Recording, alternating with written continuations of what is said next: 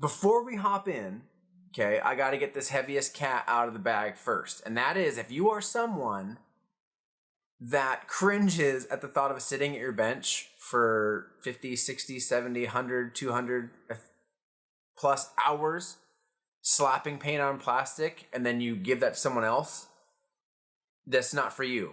There are a lot of people that at the end of the day, when they put in all this time, it really hurts them to give their models away. Now, you do have some cash jangling around in your pocket, but if your time is precious and you do play the game and you need to make sure your models are done, maybe commission painting isn't for you. Maybe just getting a few basic paints you need for your army, painting for yourself, that's fine.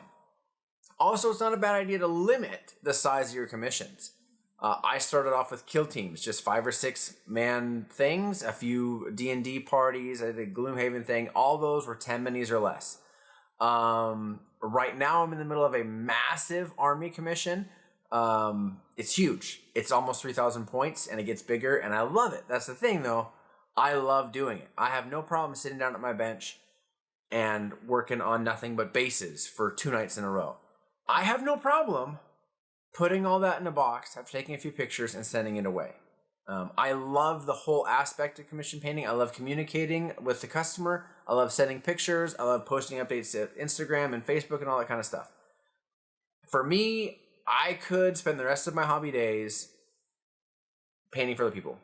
And that's just who I am. I know it's weird. I've never played a game. I've never once sat down or stood, or however you play the game. I've never played a game of Kill Team. I've never played a game of 8th edition. I've never played a game of D&D. I mean, I play a little bit with my kiddos, but you know, these are all models that we printed off and we've each painted.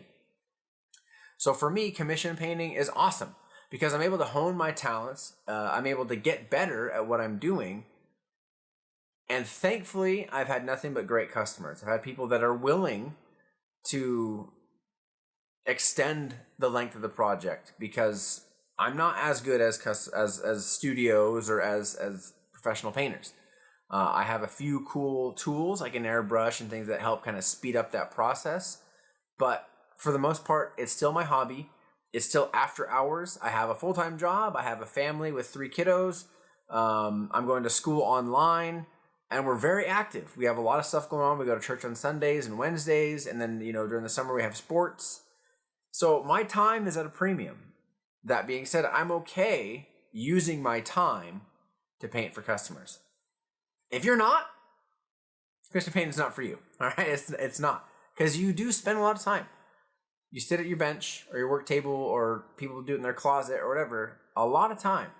And if you're going to be someone that wants to make money, you got to be good. And so if being good takes time, all that to say,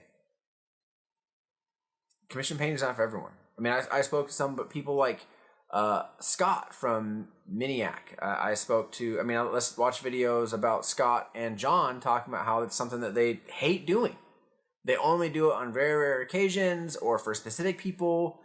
And it's something that they don't enjoy as much because for them, they're all about pushing their boundaries. They're all about getting better and pushing and learning new things. And it's hard to do that on a commission because with commissions, you need uniformity. You need everything to look the same. You need all that stuff to look like it belongs together.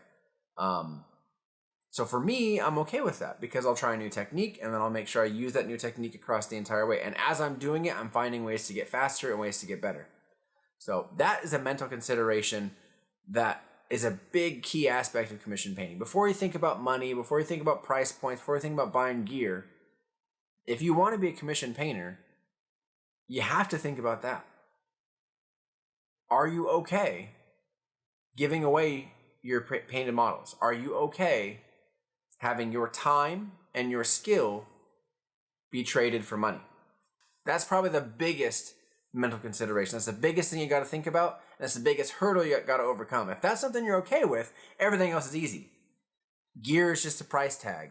You know what I mean? It all falls downhill from there. But again, it all boils back to, are you okay with it?